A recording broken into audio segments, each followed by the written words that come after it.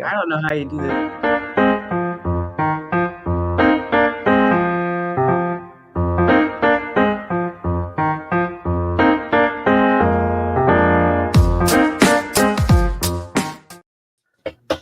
All right. Hi, I'm Eric Sabri, your Wayne County Treasurer. Are you living in the home of a deceased family member and you're facing property tax foreclosure, or maybe you know someone who's in the same situation? The probate process may be helpful to you. If you file a probate petition and notify our office, the foreclosure proceedings will be halted during the probate process. We have several nonprofit partners who have free attorneys who can assist you. Contact our office, 313-224-5990, or email us at taxinfo@waynecounty.com. Don't lose your family property. Some of these properties have been in the family for 4 or 5 generations. Contact us now. We're here to help.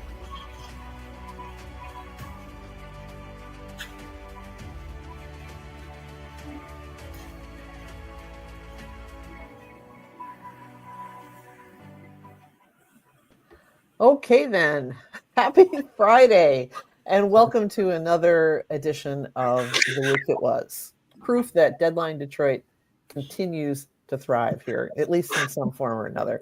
I'm Nancy Derringer. I am subbing today for the peripatetic Saeed Khan, who I believe is in Istanbul, not Constantinople, right now. And we'll be back with us next week, but for now you are stuck with me.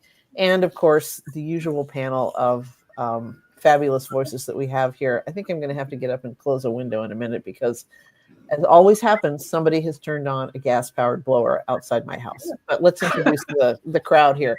To my left, I guess, is labor and community activist Barb Ingalls, Darci McConnell, PR and communications wonderkind. We've got our troika of lawyers. The whole troika is here. We've got Bill Seikaly, Joel Sklar, and Steve Fishman. And holding us all on his broad shoulders is, of course, Deadline Detroit co-founder Allan Lengel at the bottom of the screen. And once again, it has been a week of absolute horrors. It's just one goddamn thing after another. So let's get right to it. Since we've got all the lawyers here, let's kick off with what has been one of the most appalling stories of the week, which is, of course, the pardoning spree that the president has gone on. You know, it's funny. He's kind of like a toddler in that he plays with one toy for a little while, and then he drops it, and then he picks up another one. And this is kind of how it went in the first term when it's like he figured out that he could do these things, and he issued a whole string of pardons, and then he, stopped for a while until the end of his term, of course. But this week, he pardoned several people that have shown no remorse for what they did, who are just basically flat out criminals, including a reality TV star, and probably the cherry on this rancid sundae is Allan, we've got video. Let's go to it. He summoned the cameras to capture him calling the Chrisleys' kids, who are also reality stars, to share the good news about the pardon. Your parents are going to be free and clean, and I hope we can do it by tomorrow. Is that okay? We'll try getting it done tomorrow. So wonderful. Give them, I don't know them, but give them my regards. And wish them a good life. Mr. President. Yes. How are you? I just want to say thank you for bringing my parents back. Yeah. Isn't that beautiful? That's how generous Donald Trump is. He doesn't know those people. He just saw some fellow criminals in need. And it's the other video that I was talking about. Okay, here we go. Will you pardon the people who are accused of conspiring to kidnap Michigan Governor Gretchen Whitmer? I'm going to look at it. I will take a look at it. It's been brought to my attention. I did watch the trial. It looked to me like somewhat of a railroad job. I'll be honest with you. It looked to me like some people said some stupid things. They were drinking, and I think they said stupid things. But I'll take a look at that. And a lot of people are asking me that question from both sides, actually. Okay, can I see the hands of everybody who believes that, for number one, Donald Trump watched the trial? Yeah, okay, I didn't think so. So there's one lie, but I mean, yesterday the Detroit News had a story that I think it actually originated with the Michigan Public out of the Mackinac Conference, where the governor, when she was questioned about this, said that Trump had told her that he was not going to do this. So, and when she heard it was under consideration, she contacted the White House and reminded them of this promise he had made. But as we all know, Trump lies with every breath that he takes. So one of you lawyers kind of take this one away. Anyone? Co-case Steve. Well, when you say everyone knows, maybe Gretchen Whitmer is one person who doesn't know it. I was astounded. I'm sure you guys were astounded when she would say anything like that. I mean, the man had never told the truth other than by accident in his entire life. The thing that people have to recall and understand about pardon is different from commutation. Yep. Commutation is like Kwame, they let him out, right? A pardon gets rid of the conviction. And a lot of these people that he's pardoning had huge restitution figures. Right. They owed money to the people they cheated. And now, because they're pardoned, they're not convicted anymore, which means the entire sentence, including the restitution, disappears. And that's just something that people ought to think about. You know, when Kwame came home, instead of being grateful, like one would think you might be if you got 10 years or whatever it was cut off his sentence, what did he do? He whined, wait a minute, he promised me a pardon. Why did he want a pardon? Because he doesn't want to have the restitution, which he hasn't paid 50 cents toward. He doesn't want that hanging over his head. So that's something that people need to recognize, the distinction between a pardon and commuting somebody's sentence. Well, and then on that note, he actually had commuted Blago's sentence, and now he's actually pardoned him to make things more ridiculous. So, but Kilpatrick was not on the list, Steve. Right. One other thing I wanted to say, that when they wrote Article 2 to the Constitution, nobody conceived of the possibility that you'd have an individual like Trump as the president of the United States, because it was interesting, the thing that Allan showed. If he didn't know those people, then why exactly did they get a pardon? How much dough did they kick in? How many mem coins or whatever it is? I mean, when you're literally selling something, and this is something that you can't stop the president from doing unless we have a constitutional convention. Right.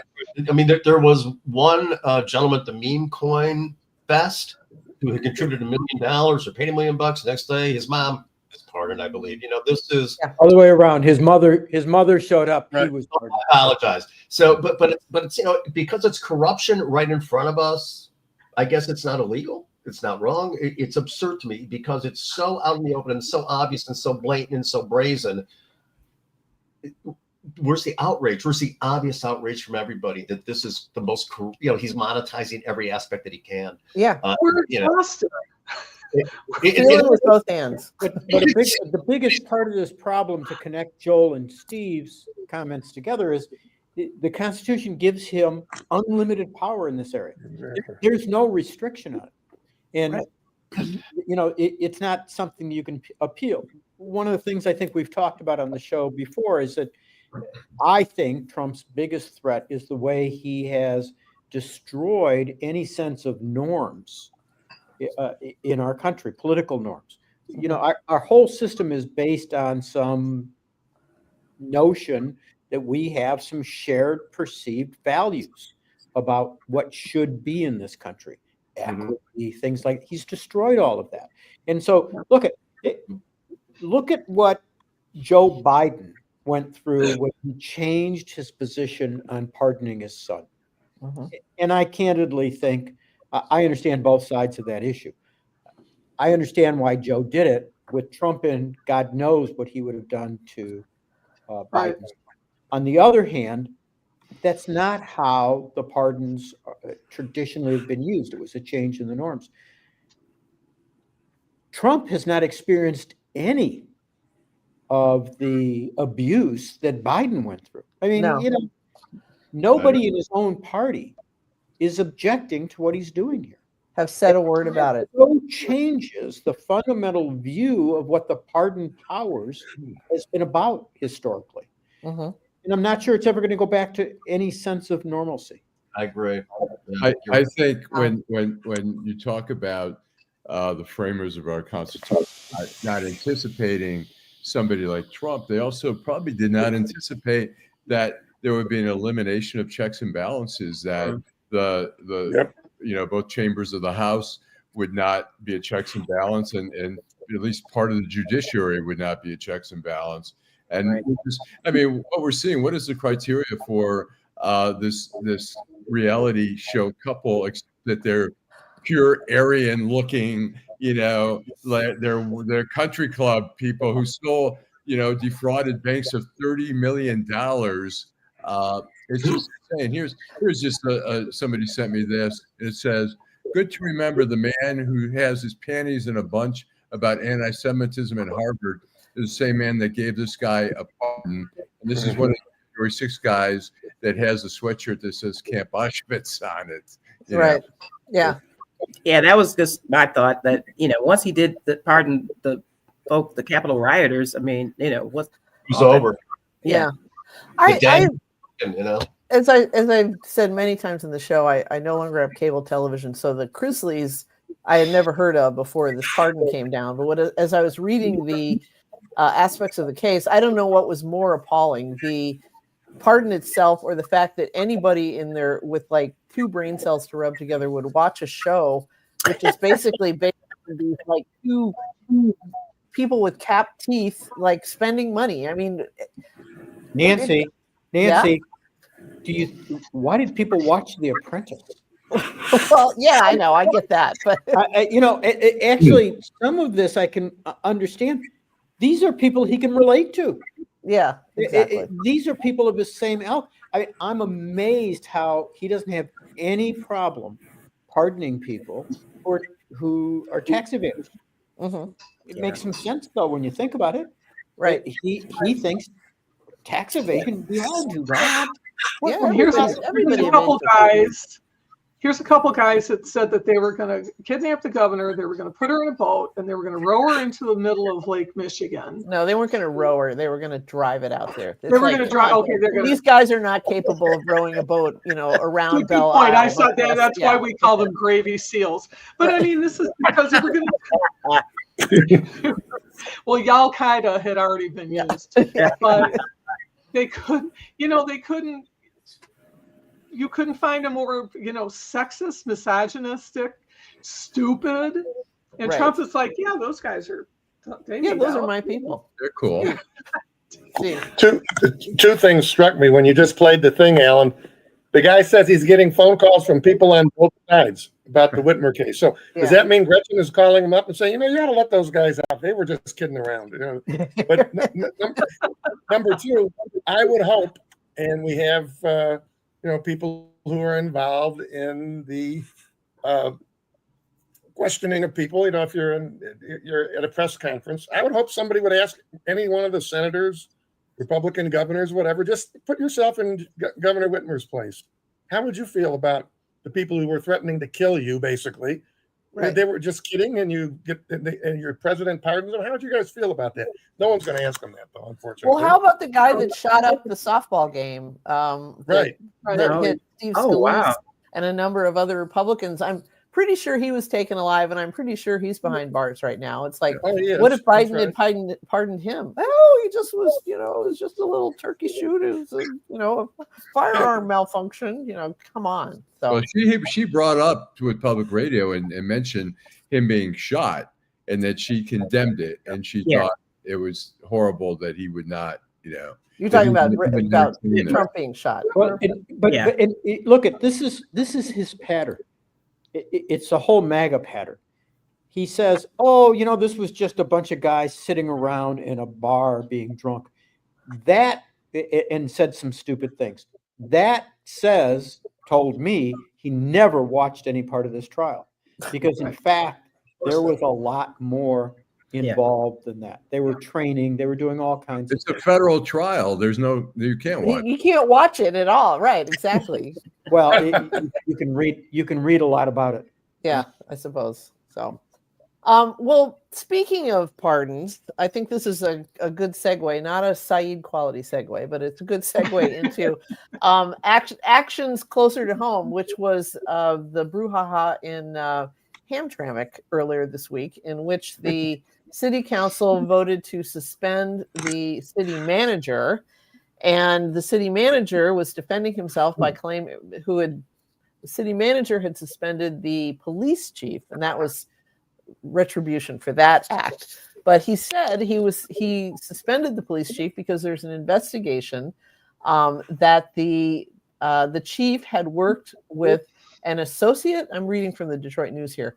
An associate of President Donald Trump to bribe the president between $1 and $5 million to pardon a federal prisoner who was convicted of financial crimes.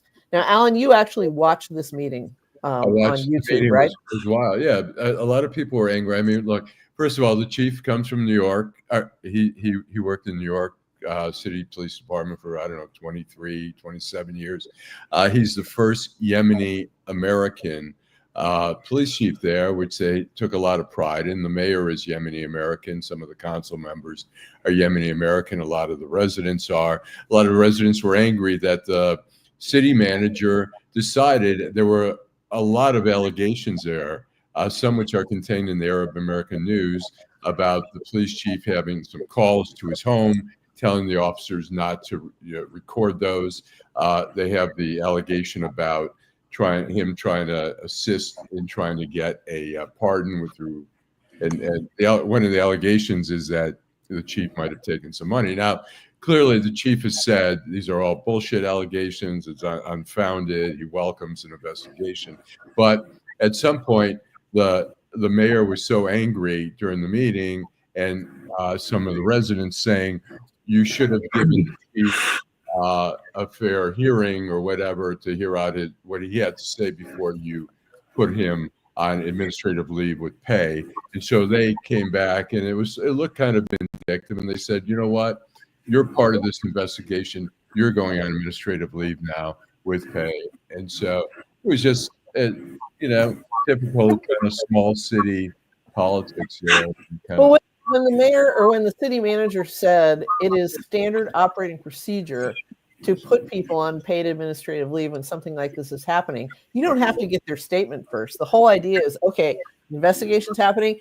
Everyone involved is on paid administrative leave. And now we're going to. So, right. Right. Yeah. I mean, the city manager was basically saying, look, this is my job. He says it's a duty. These allegations have been raised until we find out if they're true or not. There was also an allegation that he gave basically fake credentials to a restaurant owner. I reached out to this morning to see if I can get a comment from him. Something that the restaurant owner could use to show that he was part of the police department or something. So there are the allegations. The Oakland County deputy scheme. Yeah. Yeah. So it's kind of a mess. But makes a lot of news. They're embarrassed by it, but Well, there's a lot that goes on in Hamtramck that they should be embarrassed by. I've been kind of dipping my beak in and out of the massive transformation of Hamtramck project that that the Free Press has been running this week. Parts of it are good. Parts of it I'm kind of like, you're just waking up to this fact that the polls are no longer the majority in Hamtramck. I mean, that's only been the case for 40 years now. But there's some interesting parts to it, and there's it's a shame. It's a shame that the Yemenis, having reached critical mass that they can now, sway elections, are throwing their weight around in this way. This sounds like something out of, literally a third world country. So there you go. Somebody was mentioning, they said it wasn't he. Trump has nominated him to be the ambassador, the mayor, Ghalib, to be ambassador to Kuwait. He has not been confirmed. There is some opposition. He has made some, what the ADL perceives as racist and anti-Semitic remarks on social media. They're trying to derail his appointment as the ambassador, but I'm not sure where that's at right now. But okay, whatever. Sure. All right. Anybody else before we move on? Let's now go up north, where the great event of windbaggery and cocktailing and schmoozing and various other activities is going on right now, which is, of course, the Mackinac Policy Conference, which is run by the Regional Chamber of Commerce. I've gone to one. Has anybody else Mackinac veteran here? Yes, too many. Okay, Yes. all right. I understand somebody has actually written a thriller novel based on the Mackinac Conference, which I think is hilarious because Right. I always wanted to do like an erotic novel based on the Mackinac Conference. I was like, because I Erotic or thought, neurotic? erotic, because I always thought this must be an absolute, like, bill paying week long bonanza for any sex worker who's willing to get on the ferry and go over there, because boy, those guys are in a mood to misbehave. But anyway, there's of course, because this is it's an election year for both the city of Detroit and then next year for the state of Michigan. So there's a lot of polling going on now, and I understand that there is now a tie basically between Benson, Jocelyn Benson on the Democratic side, and former police chief.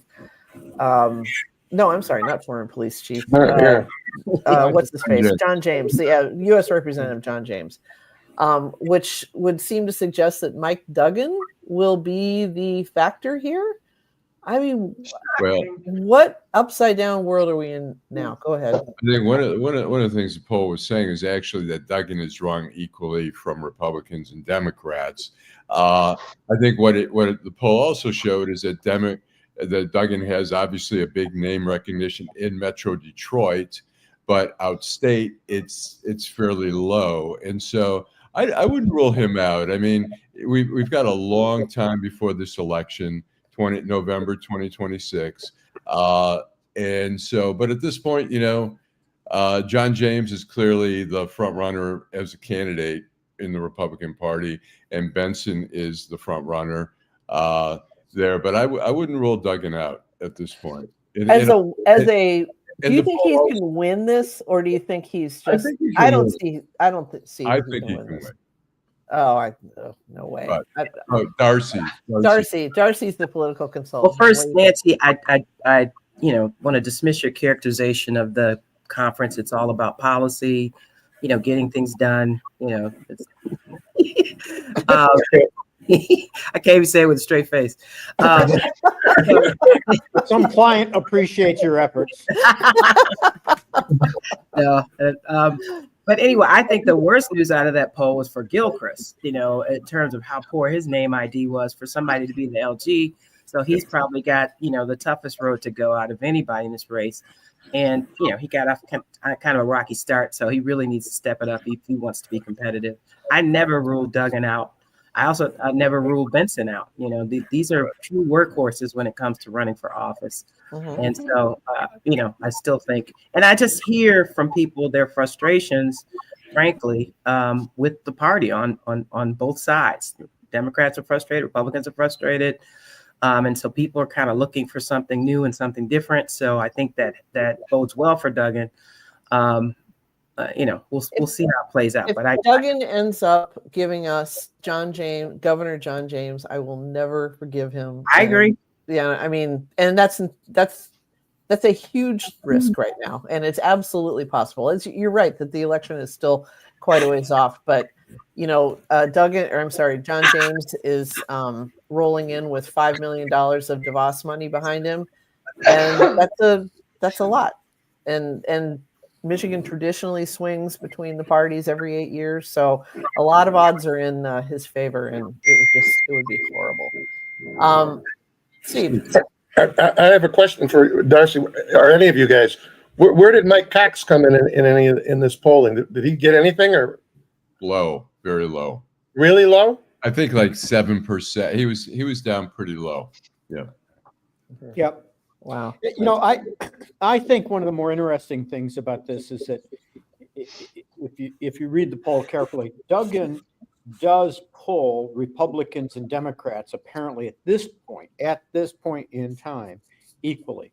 And I think we need to ask which Republicans and which Democrats. I can see that happening among traditional Republicans and Democrats. When you get up north, there are a lot fewer traditional Republicans now. They tend to be more MAGA Republicans. I don't think Duggan will pull one MAGA Republican. And therefore, I think that if he gets there and if his name recognition goes up amongst Democrats up in northern Michigan, then Nancy's going to be right. I think that that's I think that there is no way that a third party candidate is going to become governor in the state, just like I don't think that there's a third party candidate that's going to become president of the United States. I think that they are traditionally and are likely to remain only spoilers. I might argue with you on the MAGA thing up north. If it's between Duggan, who's perceived as sort of in the very middle, against some racist MAGA people up north, they may say, I'm not voting for the black guy. I'll vote for that guy. I like him. And I think that could be a factor. Maybe not if Trump is in here beating the John James drum. Yeah. These people are religious zealots. You know, they have traditionally voted against all kinds of things that are in their best interest because Trump told them to. And at this point, we have to see what happens when the tariff nonsense and the Doge nonsense and the Medicaid cuts and all that stuff, when those chickens finally come home to roost in northern Michigan, we'll see whether they can connect that to the Republican Party. I don't know. From your mouth to God's ear, as my Jewish friends would say, because every time I hear somebody say, "Oh, this is going to be the demise of Trump," yeah, I don't say that at all anymore. I mean, I'm just saying you can maybe chip away a few votes with that kind of thing. And I think you're seeing some of that in the polls about Trump, and I think you're seeing some. You are really seriously? Okay. Darci, I hate to disagree with you because I think you're way smarter than I am. But I'm sorry. What I have seen in the polls is that his negative numbers continue to go up, but his supporters haven't moved. If the election were today, I think he'd get the same number of votes. Whether we could get more, whether the Democrats could get more, is another question. But I don't think the rabid diehard. But his statement that he made before he ever became elected president, I could shoot somebody in the middle of Times Square and not lose a goddamn vote, still stands. It's terrifying to me, but I hate to admit that he was right about anything. But so many people. He's Don Corleone. He's a mob boss and rules like a mob boss. Steve's appropriately pointed out to us time after time. All you got to do is look at what a mob boss would do, and that's what he's doing. Yeah. Barbara, did you have something to say? Yeah, I mean, people are going to vote their pocketbook, though, and there's so many retarees in northern Michigan. Huge amounts of people are moving up there, and the MAGAs are one thing, but they're going to lose their shit too. And huge amounts of people are moving up there. I think a lot of people are retarees up there. If you spend a lot of people are retirees up there, but it's still I wouldn't say there's much. The census data doesn't really bear that out, but I understand what you're saying. I think one of the frustrating things is, and I would hope somewhere the media we're not on the boots aren't on the ground up there.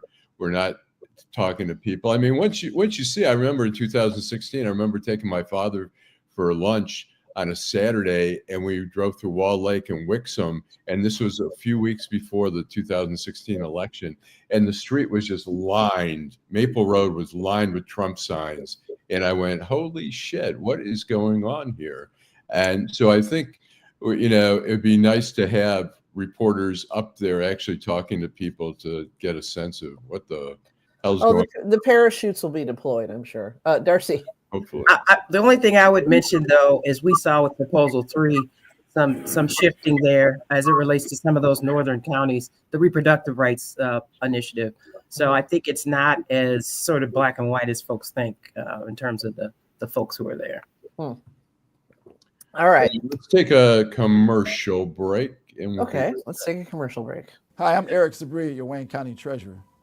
If you're living in the home of a deceased family member and you're facing property tax foreclosure, the probate process can be helpful to you. If you file a probate petition and notify our office, the foreclosure proceedings be halted during the probate process. Contact us at 313-224-5990 or email us at taxinfo@waynecounty.com. We're here to help.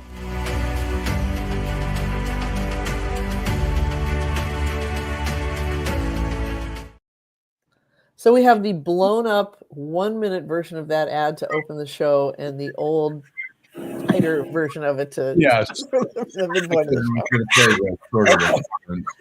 Okay, so while we are in northern Michigan at the Mackinac Conference, which is over as of today, did anybody watch the mayoral debate? You did. Darcy, tell us about it, because I was working. My husband said it was worthless, but what did you? I will acknowledge that I missed a bit of the intro, but then I found out it started 20 minutes late, so I actually may not have missed as much as I thought I did. Okay. So, the backdrop is that they didn't allow all the candidates to participate, but Chief Craig did, Mary Sheffield did, Santil Jenkins did, Fred Durhal did, and Solomon Kinlock participated. I don't know where this frog in my throat came from, and Kinlock has been absent for a lot of these mayoral forums. So this was really one of the few times that folks got to hear from him. And I think he did, what a preacher does and had, some of that passion. But I don't think he did so great in terms of holding his own. And Durhal kind of used this debate to, point out his inexperience. I think Durhal has been doing well in these forums, better than expected. I think Santil is still trying to find her voice a bit.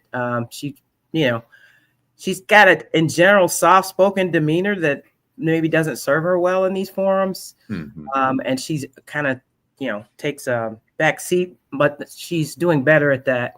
And then Craig, I think he could do better than people will anticipate, which would be interesting for Detroit to have a Republican mayor. Sheffield is probably still out front. But, she's going to start taking more and more hits, I think. I mean, Craig made a point of bringing up the Conservancy, the Riverfront Conservancy, which she's a board member of. I think. Yeah. And I saw a piece that you all have today, kind of picking her apart. So we'll see how it goes. But, I actually posited that, if I maybe have my candidate blow that off because there's so much time and money that could be spent knocking doors. I'm probably a voice in the wilderness on that. Why? Darcy, I wonder why. Can I ask Darcy a question? Sure. Darcy, do you really think this is just a question of who comes in second to run against Sheffield, or do you think that she might not be? She might not come through the primary. You think there's any possibility that it'll be somebody besides Sheffield and somebody else? I think it's a tighter race than people believe. I think it's still hers to lose, but I mean, Kinlock has done better in polls than I ever imagined he would. But I think his team says that, they're like points apart. And, so I also think it's still early. I mean, people are they paying attention right now? I also think Fred's working a lot harder than most people thought and is making more inroads than a lot of people thought. So, but I guess I still believe it's likely that Sheffield's going to make it through, and the question is who's going to come in second, and then we'll have a race. Sure, but maybe not. Yeah, I wouldn't argue with you on that, Bill. But I mean, who knows? But I think the other thing is, Chief Craig is kind of a wild card. I think from what I hear, the business community isn't totally sold on Sheffield. They've been talking to Craig, and if they put a fair amount of money behind him, and he starts getting the flyers and the TV commercials and the radio ads, he could I think he's looked at as sort of old school and also connected to Duggan, even though Sheffield has gotten along with Duggan, I think in more recent years. He's part of that Duggan regime. He was actually the deputy mayor at one point while he served as police chief. And I wouldn't rule him out, although I've seen him in these debates or forums or whatever. He's so kind of low key. He doesn't seem like a high energy, but he speaks well on the subjects, but I don't know. Does anybody think that Duggan, either formally or informally, will really come out behind anybody? Because I think that would make a difference. I don't think he will. I think he's always kind of, especially for the primary, like he's just, that hasn't been his MO, outside of some candidates he supported in the legislature, he really usually stays out of this kind of stuff. To your point about Chief Craig, I mean, at one of those forums, he was supposed to like go to the podium or something. And he's like, I need to sit down, like, and the other thing about him is terrible. The other question is, will I don't see him knocking doors. Like, I don't see him, going door to door. And so he could lose ground on the ground game. And I also say that my experience with law enforcement candidates is, they aren't the best campaigners. They have a weird dynamic about going to people's houses to ask for the vote and maybe a little bit of arrogance. And so I think, if he still can be very competitive for all the reasons that Allan named, but I think that could hurt him significantly. Yes, I mean, for a presidential candidate, he's not that old. He's 69, but in this race, he's clearly, I think, the oldest candidate there. And I mean, Mary Sheffield's, I don't know, she's probably 40 or something, give or take, or maybe she's 35. I don't know, but Fishman. No, I was about to ask that. I was about to make that exact same comment. That 69 years old. I mean, haven't we had enough of? I got to believe there's a decent percentage of the populace, especially the way Darci described. I'm too tired. I got to sit down. Really, it's kind of a hard working job. Why was Todd Perkins not invited to this? I mean, is he not considered a viable candidate, or what? I think they based it on polling data, but Perkins for an attorney has not fared as well as we would have thought in some of these forums. I think he's getting better, but he really kind of stumbled and mumbled in a few of these candidate forums. So What do you mean? Surprising, but he's gotten better. What do you mean, Darci, when you say stumbled and mumbled? What do you mean? Having trouble answering the questions, having trouble forming, cohesive thought about his plans, and just being a little off kilter. Like I said, he's gotten better, but there were some moments where you just surprised that he didn't fare as well as he should. I think one of the problems we're seeing in these forums, I've watched a couple of the forums, we're not seeing a lot of specifics. We're seeing a lot of, we need to address crime. We need to, make it easier for poor people you need to raise the income. Okay? We're not seeing like, here's my 5-point plan for this. Here's my 5-point plan for that. And it's all in generalities, and everybody speaks well, including, I think Todd is, at least at the last one, I thought he spoke fairly well. But we're not getting any real idea of what any of them really stand for. And I think Duggan is not, definitely as a gubernatorial candidate, he's not going to risk alienating somebody. So he's definitely not getting in on the primary, and it'll be a question mark unless he sees a sure winner in the mayor's, in the general. He may stay out of that as well. Then you had that other forum where it kind of went off the rails with LaDuff and Dumas, where, and they were trying to get answers, but it seems so aggressive, and I don't know how. I could only watch about 12 to 15 minutes of that. It was so ridiculous. So it's really hard to believe that it wasn't set up to be exactly like that, because it does a right-wing organization like Michigan Enjoy, or whatever the hell it is, credit to show Detroit as being this, crazy, chaotic, nobody can, finish a thought sort of place. And it was insulting, but that's Charlie LaDuff for you. So I also think is kind of interesting, and I've raised this with some of the candidates. Detroit is 76% Black, which is, the majority, clearly the majority, and clearly, the most, by numbers, the most important segment in our city. But we also have Southwest Detroit, the Hispanics. We also have Banglatown, the Bangladeshis. We have the Yemenis. And we never hear anyone addressing any of their issues. And I think it's kind of interesting that's, we're talking about a quarter of the city. Right. Kind of. They just don't reach critical mass, I think. Yeah. I always used to say, why aren't more Republicans campaigning in Dearborn? You have a natural socially conservative constituency out there, and the answer just seems to be there aren't enough of them to tip the scale. But while I don't want to. I have another part of that though, Nancy, is a cultural issue. People from the Middle East tend to believe they can impact the government, and they can or can't. I'm sorry. They can or can't. Cannot. They Okay. cannot. And so they unfortunately, they tend to not be incredibly connected to the government, and they tend not to be voters, and they tend not to turn out. It's beginning to change. The second and third generations tend to be better about it, but you've got a lot of first generation folks in Dearborn, and they've got enough to worry about. Stay out of government because it's right. You get in trouble if you don't. Yeah, they got enough to worry about. They don't need to bring that on. Okay, I do not have a Saeed quality segue here, but I do have a segue. And when we were talking about the 69-year-old candidate, Trump's commencement speech at West Point last weekend was a hot mess, and that is putting it extremely politely. He sounded low energy.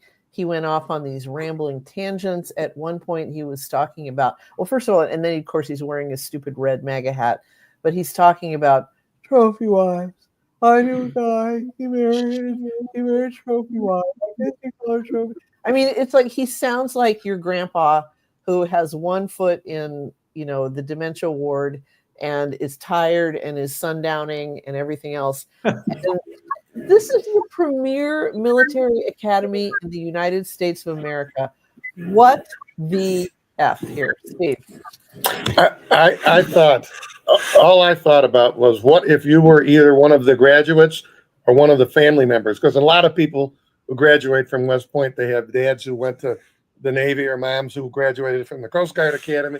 I cannot imagine anything more insulting to the graduates themselves, and equally as important to the family sitting there, than to listen to that bullshit. I was trying to picture, what were they doing? The cadets, for instance, were they able to not start laughing or start crying or whatever? I mean, they have to sit there as if they're really listening to somebody who really knows how to talk and who really is going to make some impressive points about the military, the glory of the country, blah, blah, blah. That was the first thing that I thought about, was what an insult it was to the graduates and their families. You know what I thought should have been the appropriate response? Blowjob! Blowjob! Blowjob! Perfect. I agree with Steve. But again, going back to the elimination of norms. Every president who speaks at West Point stays and shakes the hands and talks to every one of the cadets. It's a time-honored tradition. Yes. His statement was, "I've got to go deal with China and Russia, and I got to go." He went and played golf. Yeah. Again, destroying these traditions. But there was a great, I can't remember where I read this, but there was a great letter written by one of the cadets to President Trump online, and he published it online, in which he talked about, I'm concerned about the destruction of these norms and how you handle it. We need to hear about this country and how great it is, not how terrible it is. We need to know. We don't need to hear about trophy wives. And we have a tradition. Every president that's ever spoken to us has stayed and talked to us. And you're deciding that golf was more important is troublesome. I think Secretary of Defense Pete Hegseth is going to see that guy is stationed at perhaps the South Pole, or Greenland. Not Greenland, that's too hot of a spot right now, but some very cold, miserable, out of the way place, and he can think that the odds of this guy staying in the military very long. You don't know what this. I mean, I think this administration is capable of prosecuting the guy as being treason. I mean, this is it's really thin ice we're on it, because everything gets more. Look at the investigation of Comey for putting shells in that says 8647. All this stuff. It's insane. Right, but this is how the administration reacts. You know, it's like a bipolar individual. Everything's absolute. There's no gray area. Well, and you know, that's what we're seeing. So this guy's bad. He's going to get punished, and there'll be other people get punished. We're just deteriorating the norms, democratic principles. Well, and at a time when we are still hearing about Jake Tapper's stupid book, and Biden was old, Biden had dementia, Biden was frail. And it's like, and this is happening, like as Steve says, this is one of the most important and solemn duties that a president, ceremonial duties, I'll say, that a president has. He totally fucked it up. He sounded like you said, your grandpa, and nobody's saying a word about it other than people like us, Right. So, yeah. So go figure. Well, I mean, look at it. You can understand why. Look what happens to ABC when people at ABC try to stand up to him. Look what happens to any reporter who tries to stand up to him. Yeah. Yesterday, that's a nasty question when you asked about being taco. Well, let's get into that. So, Allan, you got a good segue here. So this is kind of incredible. Since taking office in January, Trump has changed his tariff policy more than 50 times, as any stable genius would. And that is starting to catch up to him. Yesterday, he blew up at a reporter because she asked him about a new nickname that's been making the rounds on Wall Street. They're calling him Taco, which is an acronym for Trump always chickens out. Taco. And you're not going to believe this. He doesn't like the nickname at all. She asked it, he called it a nasty question, but it seems to be catching on. There's been an outpouring of taco-themed AI on social media featuring our Crunchwrap Supreme Leader in all manner of chicken garb, rooster hair. I like the "Let's Go Taco" signs that have been appearing everywhere. Well, I'm sorry that he didn't include the clip of him yelling at the reporter in the Oval Office who asked him about that, because it was classic and awful, exactly. But once again, this year's hero. Yeah, once again, these tariff policies, and I refuse to call them policies; they're just whims. Have been scrambled yet again. We had the court the federal court that found that they were illegal on their face. Then we had another federal court putting a stay on that federal court's decision. And once again, businesses that like to have 5, 10, 15-year plans are sitting there going, what is going on here? I mean, what do we, at some point, this has to come. It will. I mean, that glacier that covered that yesterday or 2 days ago, it's kind of the same here. That glacier is going to come down. It's going to be rapid. It's going to, it's going to break. And it's going to be terrible. So right. It's going to be real consequences. And to what our RFK Jr., what he's doing is obscene.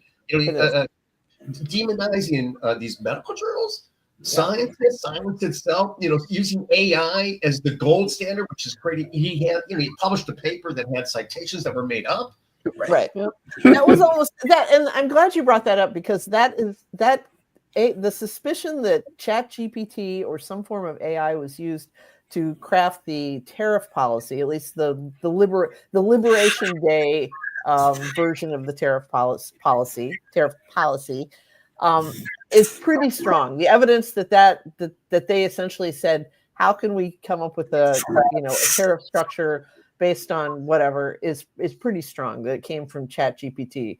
The same thing happened with this report that RFK or Secretary RFK put out or released a couple days ago. Allegedly one of the smart ones in this particular administration, and he called it the gold standard, and it was and again, it had has all these citations of scholarly papers. And so some reporter calls up one of the names on this paper, and she's like, what paper? We never wrote about this. It's another AI hallucination, it sounds like. It's like, how is this happening? We're just setting ourselves up for another 9/11. I don't care what anybody says. What concerns me also is that in the reporting, we used to have Sam Donaldson would take on the president. Dan Rather would take on the president. And the news organizations were like, yes, keep kicking ass. I think people are afraid now. Like Paramount with CBS is trying to suck up to these people. They know it's a frivolous lawsuit against 60 Minutes, and they're still talking about giving like at least a minimum of $15 million. Trump says, no, I want $25 million. He says he was distressed by the editing job. I've never heard of a fucking thing like that, of being in the business all these years. I've never heard anything like that. It's the most frivolous lawsuit. Bribery. It's bribery. It's preposterous, and they have apparently Not they have it's extortion, but they have a board who is looking at nothing other than the bottom line. And this is kind of like when I used to work for the Columbus Dispatch, they finally got a law firm that says, stop settling these bullshit libel cases, that just encourages more of them. It's like, absolutely. It's like lean hard on them, stop rolling over, and you'll find that you get sued a lot less. And that's what happened. I mean, you cannot tell me that Paramount and CBS doesn't have the resources to do this here, because they're just making it worse for everybody. So that's why, thank God for NPR. NPR is standing up and suing them for what they're trying to do to take away the funding. And this is an independent voice, such as it is. Mm-hmm. By the way, if you want to support your local NPR station, WDET is doing a really great. They've hooked up with this local artist, and they have some really good T-shirts coming out. So Go. No, I'm just saying it's a benefit for WDET. And if you're tired of carrying around the stupid tote bag with the NPR logo on it, or a mug, it's like, get one of these. Favorite one that says it's like an old R. Crumb sketch of a band, and it says ass, gas, or Ira Glass. Nobody rides away. That is pretty awesome. Nice. I just wanted to make a mention that, while this tariff madness goes on, they said right now it's cost companies $34 billion, and then the average person is losing like $950 in purchasing power. So, and like you said, it's just the beginning of the crash, and we know Michigan is going to be severely impacted. It's going to be hit hard. And one of the followers of the show made a comment about it, and I think it's really important.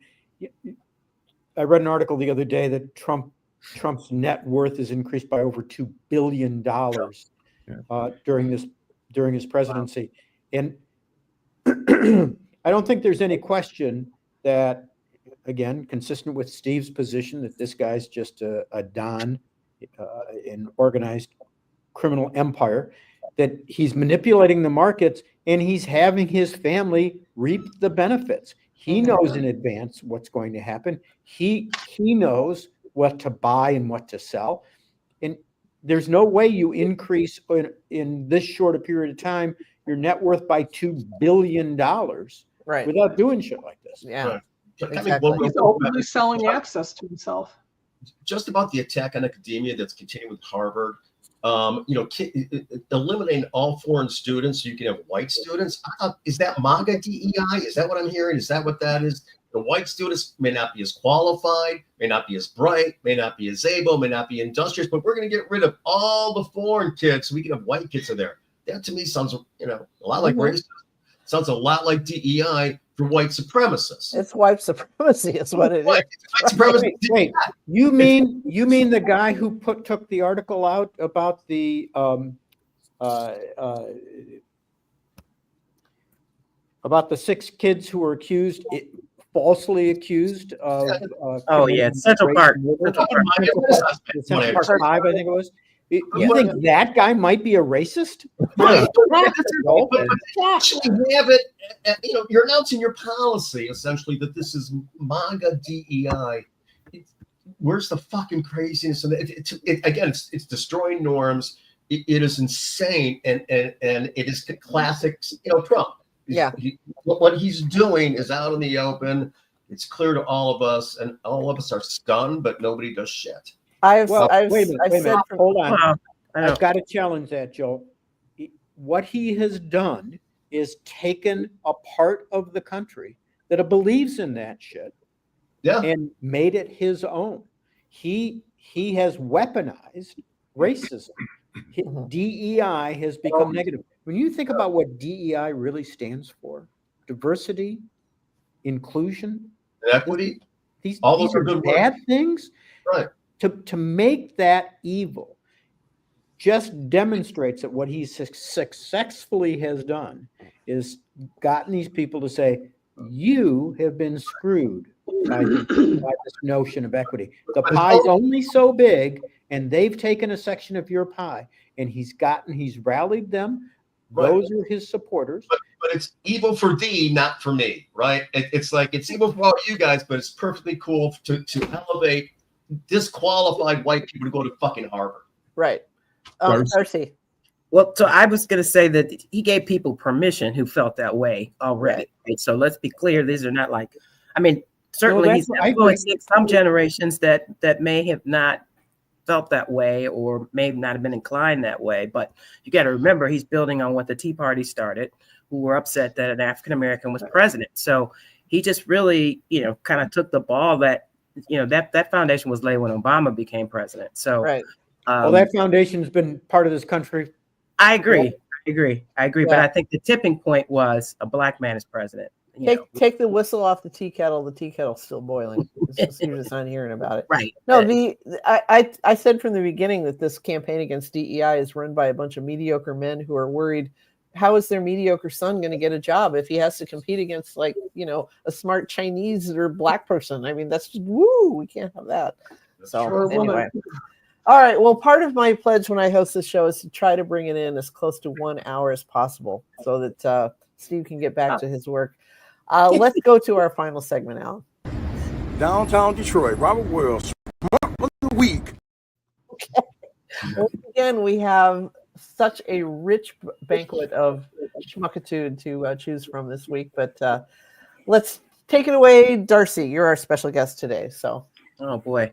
So I'm just going to stick with who I wrote originally, even though we talked about it already. And that was Governor Whitmer, who, seems surprised that Trump, may go back on his word about pardoning the people that plotted to kill her. And then for her to, again, what did you think was going to happen with this guy? I understand being in that seat to try to work with anybody. And she's always kind of talked about, the bipartisan approach, but this is a different animal. It's a different guy. And so for me, sorry, Big Gretch, but you're my schmuck of the week. Okay. Barb. Mike Johnson of the little nasty smile and the little pursed lips, who says that work requirements have a moral component to them because work people on Medicaid. Right. Who refuse to work are defrauding the system. And the idea of, the very idea of a man who considers himself some kind of a moral leader saying something like that. People on Medicaid are there for really good reason because they have no other resources to go to. And, and it's also true that something like 90% of people who are already on Medicaid are working. They work. They need Medicaid because they are poor. I mean, they are not, and they're working poor. And there is no, and we don't, this is the closest thing to any kind of universal health care that we've got. And it's saving people's lives and it's putting food in people's mouths and it's getting them their medical care. And so Mike Johnson, no, my schmuck. Okay. That's a good one. There's a meme out there that shows a picture of somebody talking to another person saying, if all these immigrants are freeloaders, why are they doing raids at work? Yeah, that's true. Yeah, that's absolutely right. Steve, what you got? Oh, hold on. We got, okay. Oh, wait, hold on, Steve. We muted you. You're muted. Now you're unmuted. Go ahead. All right. Nancy, you elected my schmuck of the week when you sent us that article. Elon Musk is my schmuck of the week. It's astounding how many things you learn about this guy as time goes on. But this business was sucking down fentanyl and ketamine and blowing cocaine and 15 kids. What a great role model for your children. Here, pass that cocaine over here. Let me shove a little bit up my schnaz.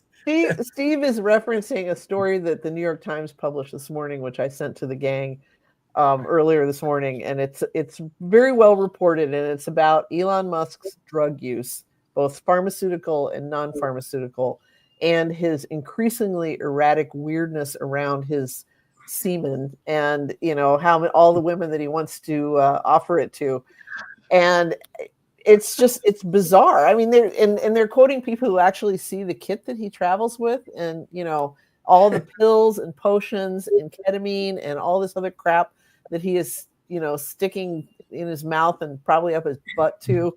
And he's and this is the guy who is swinging the chainsaw at the federal government. I mean, how is this okay? Yeah, I keep going back to this, but anyway, that's my guy. Okay. All right. Bill. With a name like Seikaly, I don't like to mispronounce names, and I don't know this guy, but it's Republican from Tennessee, member of the House, Andy Ogles, Ogles. Ogles. Sounds like Ogles. Oh, wow.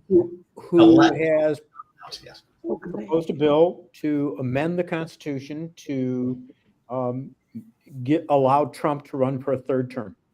Now, that seems, constitutional amendments are usually hard to get passed and get through. I want to point out you need 2/3 of the states, but the Republicans control 27 of the state legislatures.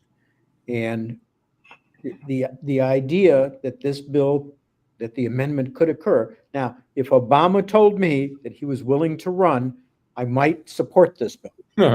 But I think Michelle might actually divorce him if he would agree. So I don't think that's going to happen. But this is dangerous stuff. Guy is in an interview on Fox said, "Look, I see nothing more important than allowing Trump a third term." Let's see, he would be crazy stuff. 82. If he was to run again, he would be 82 because he's 78 now. Or maybe he turns 78. He serves until he dies, Nancy. Do you guys think that he would even live that long? I mean, honestly, that is the most unhealthy looking human. I know. His brain I'm sending him weekly Big Macs and fries and Diet Cokes. I mean, for one. Keeping him going then. 2-for-1 coupons at McDonald's and KFC. I think he'll do it. All right. I'm willing to pay for his dinners. Okay. If it would help.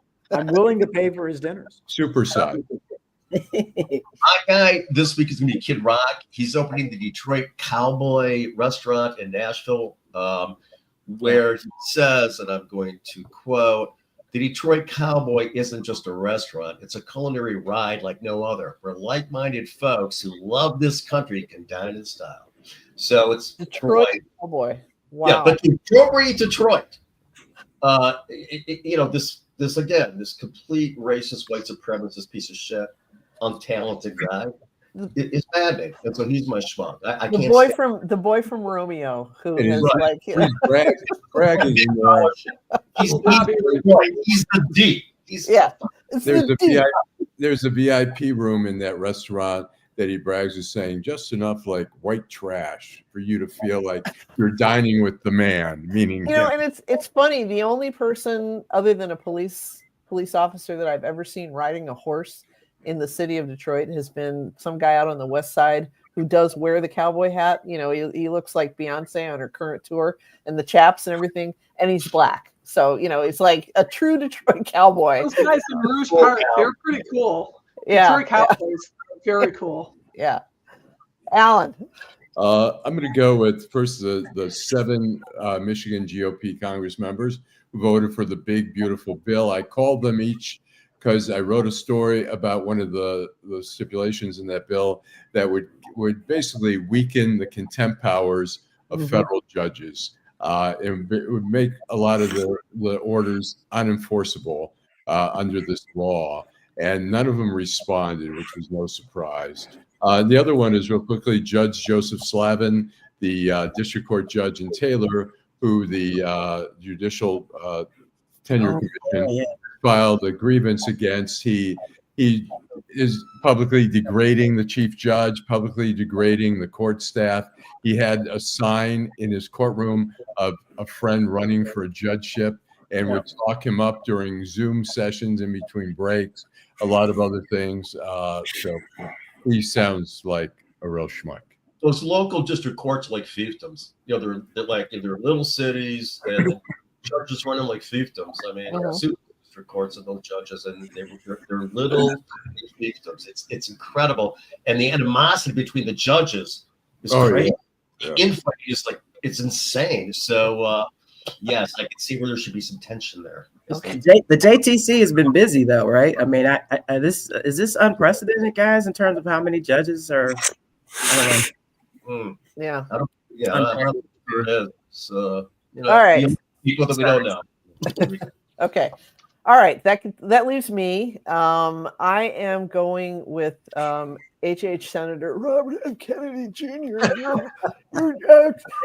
who has who is pulling the government recommendation for COVID boosters from everyone other than the elderly which is anybody over 65, and a few other high risk groups. But basically, it's going to be a lot harder for people to get it because if you are not if you want a COVID booster, you're probably going to have to get some kind of note from your doctor. It's entirely possible that soon your insurance won't cover it if you're not in the high risk group.